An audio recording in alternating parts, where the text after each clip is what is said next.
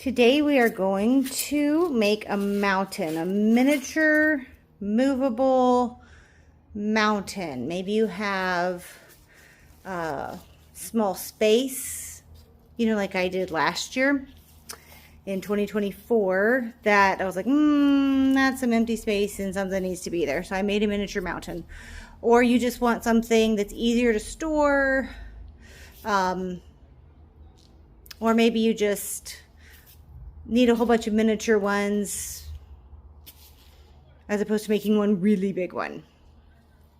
Okay, I've got two here. These are essentially scrap pieces of styrofoam, and they were going to be ramps, as you can see. This one's actually a pretty good one, but I'm going to use it. I hate making ramps, by the way. It's like my nemesis.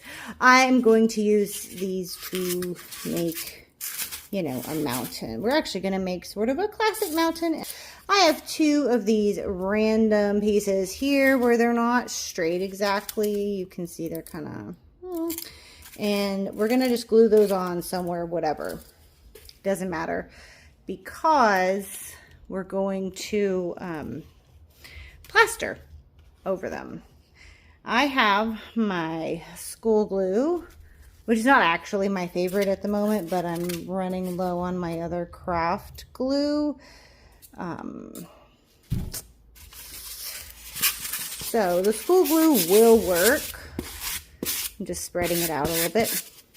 It will, of course, take longer to dry, but this is one reason we start now, so that we're not in such a humongous hurry. Just poured a little bit more on here, and we're gonna put that all over. And I think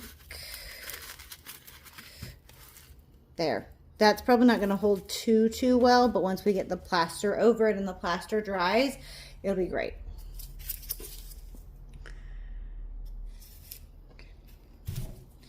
And our last one, just more, it doesn't really matter. The point is to create some contour and to create sort of some interest. In fact, I might get a few more for each side. Hang on.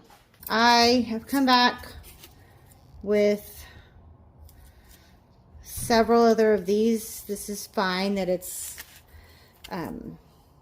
flat right here, because when you plaster, if you've seen me plaster before, if not, it'll be coming very soon, you'll see that the plaster is going to smooth out all of these crazy bumps. It's going to give it a sort of softer feel. Move up there. There we go. For things like this, I don't necessarily want to use my styro goo, which does stick very quickly and is very nice, because I can't go pick it up, at a regular store. I have to order it from my Hot Wire Foam Factory rep. Helpful if y'all could see, huh? There we go. Just putting it right there.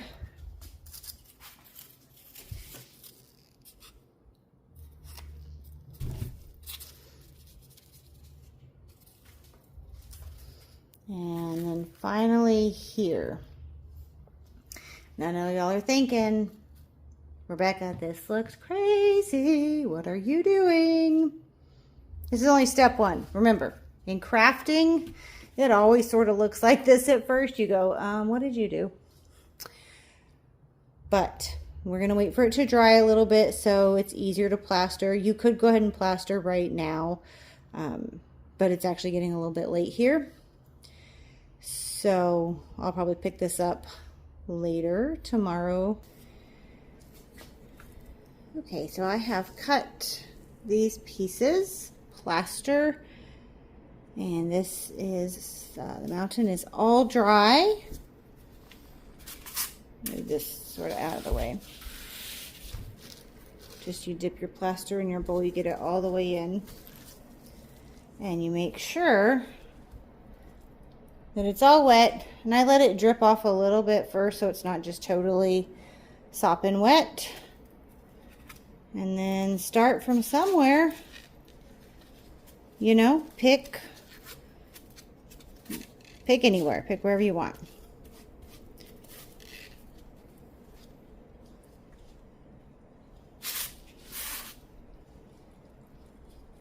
Don't let it fold up on itself. I've done that before by accident, of course, and it's ruined that particular sheet of plaster.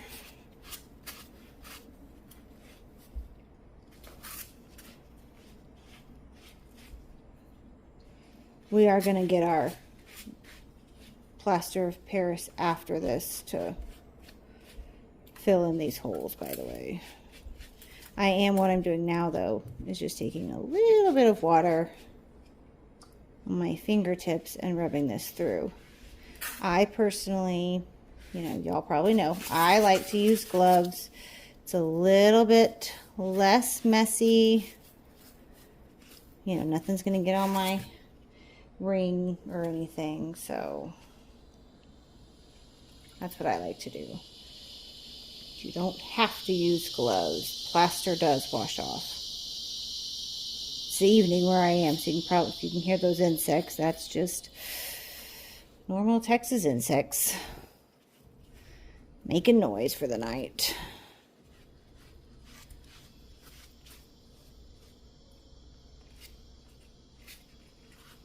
All right.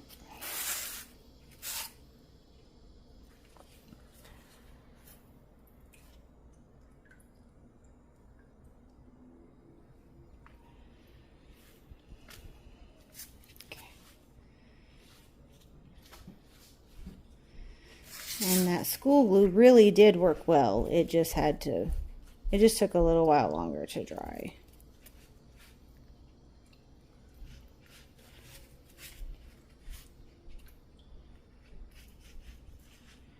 And again, we're not going to worry too much about these holes because they're going to be all covered up when it comes to we'll put our plaster of Paris. Actually, I'm going to do this.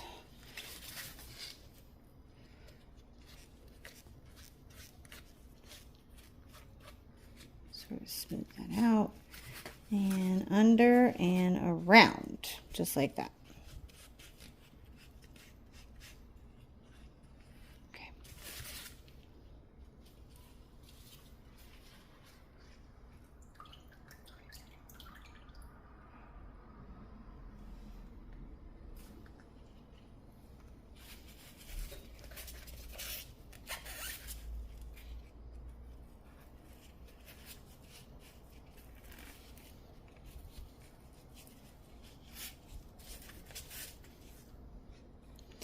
And see how it's already, even though we're just in the very first stages, it's already, you know, smoothing out some of those. And you do want a few bumps in your mountains or your hills because this is going to create areas for you to add your contrast when you're adding your black or brown wash and then your lighter colors. So you're definitely going to want, you don't want it super flat because it's going to be harder to add those contrasts later on.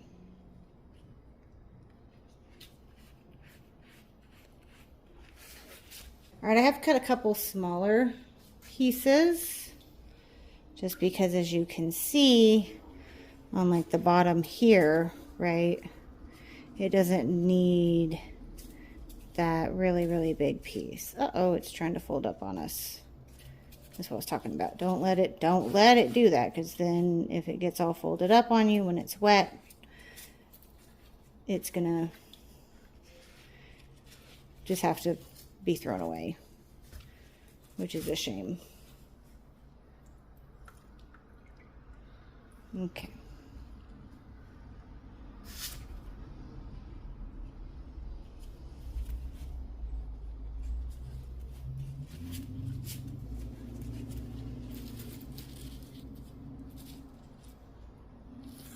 I did cut up just a little piece here because I saw that tiny little, you know, bit. If you can, it's really hot here. Summertime in Texas, what are you gonna do? So I feel like it's already starting to dry, but if you can, go ahead and as it's drying, get some of that water into those holes for the plaster. What does it say? We are going to go over this with our plaster of Paris later. If you can hear those insects, they are really loud. They are talking tonight. I want to say cicada, but don't think it's the right year for that. Okay, see how there was, like this was glued down, whoops, this was glued down two separate pieces, and now there's sort of this curve here thanks to the plaster.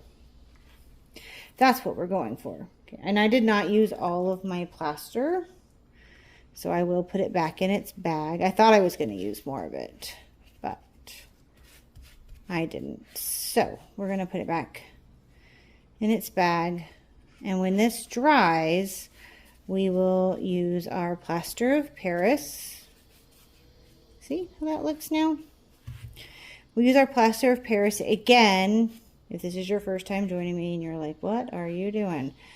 We are going to use our plaster of Paris. There we go, sink down in there.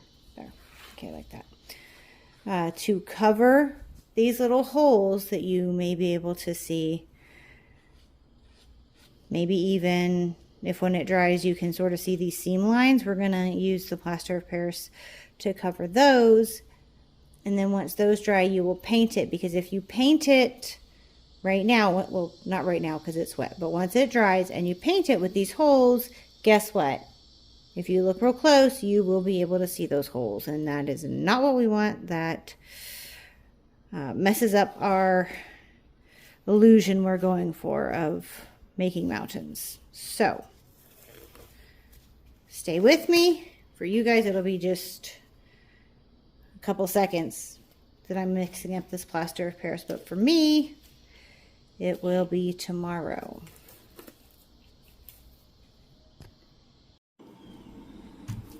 All right, guys, we have our plaster of Paris mixed.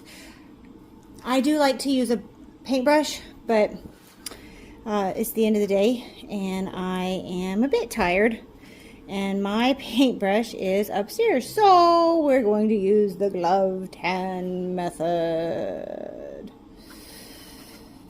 which is just what it sounds like. And it's out of laziness that I do this, because I've done a lot since coming home from work and I just don't want to run upstairs. So we're going to do this. There we go. And all I'm doing, I will say the paintbrush works better, but I'm not too worried about it.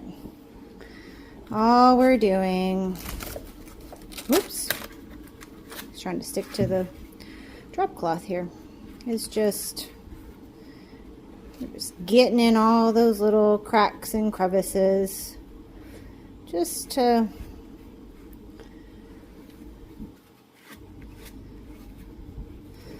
get it sorted out. There, see? And now when we paint, you're not going to see those holes.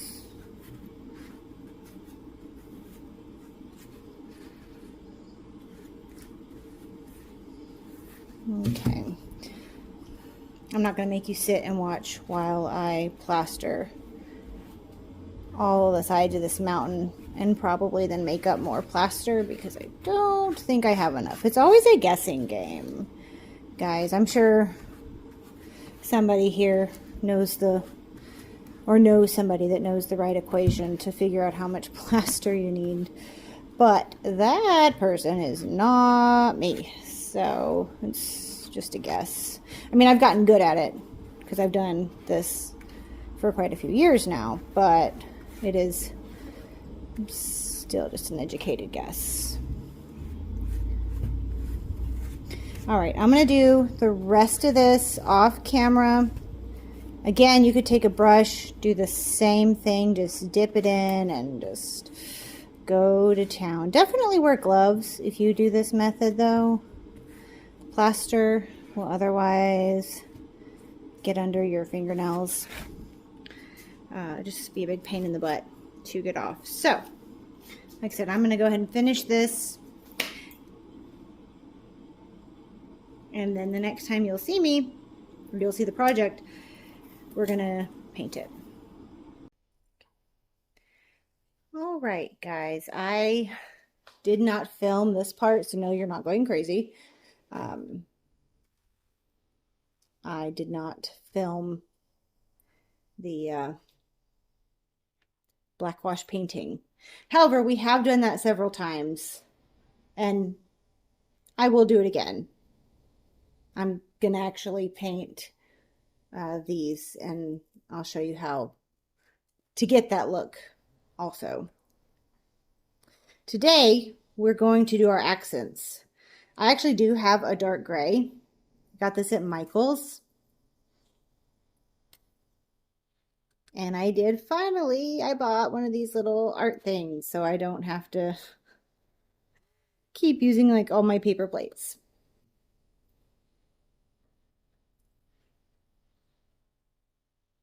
And then I have my white paint for mixing with the gray, you know, to make it a lesser.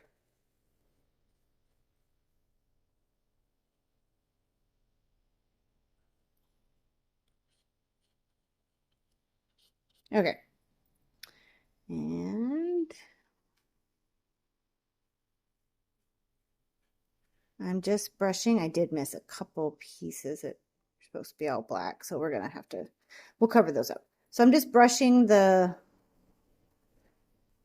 basically the pieces that stick out more. Okay. Okay, now again, I've got just very small amounts on the brush. Okay. Very small amounts.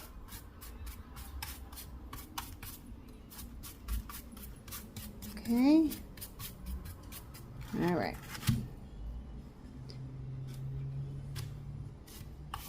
Needs a little bit more actually in there. Okay. There. And now rotate that way.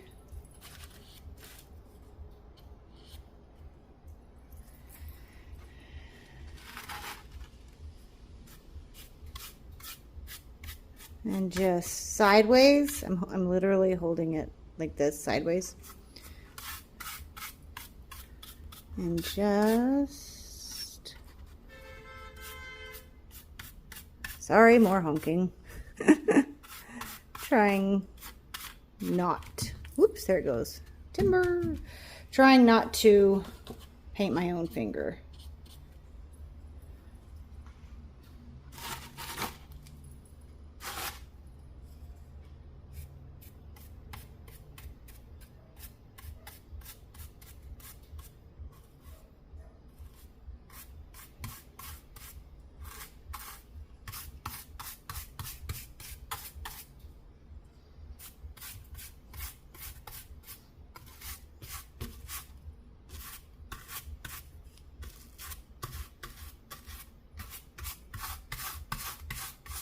Okay. Almost finished.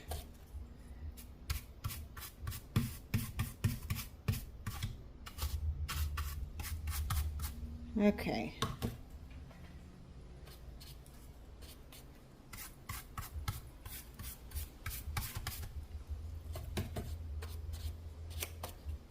And acrylic paint, guys, whoops, again, dries very quickly. That black is gonna bother me, so we may have to just take a tiny bit of gray here and well, maybe. we'll be successful. Oh my goodness. Maybe we'll be successful in covering it up. I think I need more paint. There. Don't worry, we're gonna add more. We'll add more contrast. You won't see that by the end. Cut out that part where it jars it. Okay. We need just the tiniest, like right here. But look how it's already, I don't know if y'all can see, but it's already dry. Again, in this heat, and you're barely using any paint, it's gonna dry quick. All right. I'm gonna have to use now the, you can't see it. I'm gonna have to use the well, or whatever it's called, in here.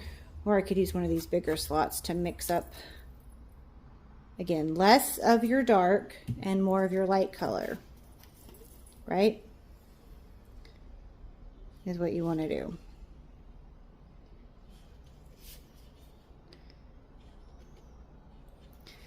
Cut this part out of me struggling to get the white paint out.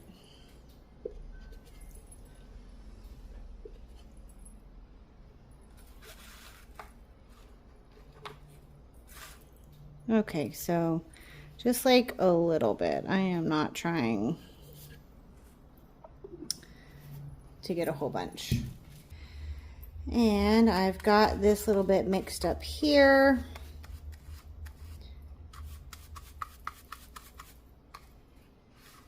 That almost looks like a final coat.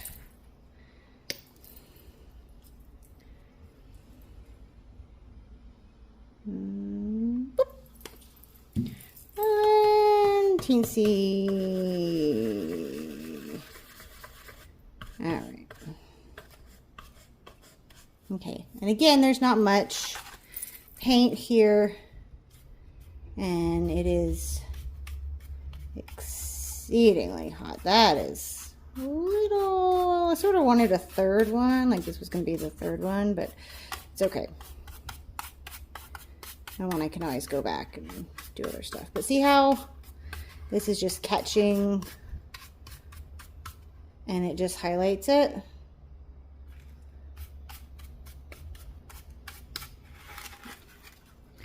Now we gotta do all the sides of our mountain.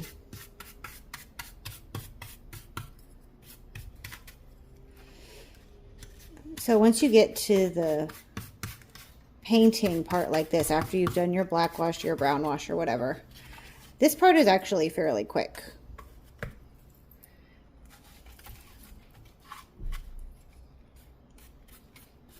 Again, hold your paintbrush vertical so you don't get too much paint in one area. Beautiful thing is, you can paint over it, but why make more work for yourself if you don't have to? We do a lot already, right? So don't make more work for yourself. Oh, looks like just this side right here.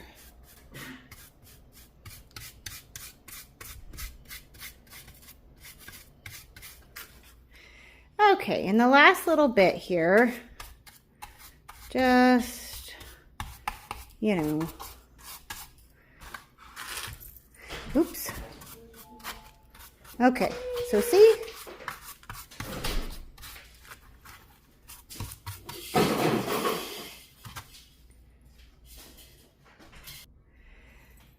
Okay, guys. That is done. This is our mountain. The reason I designed it this way is to have something that maybe you have a hole in your village, or you just want to create a small series behind or between your buildings. So this is designed to fit into a smaller space. You can make mountains even smaller than this if you want. To finish it up, we're going to spray some glue and we're going to add some snow. All right, I'm shaking up my glue.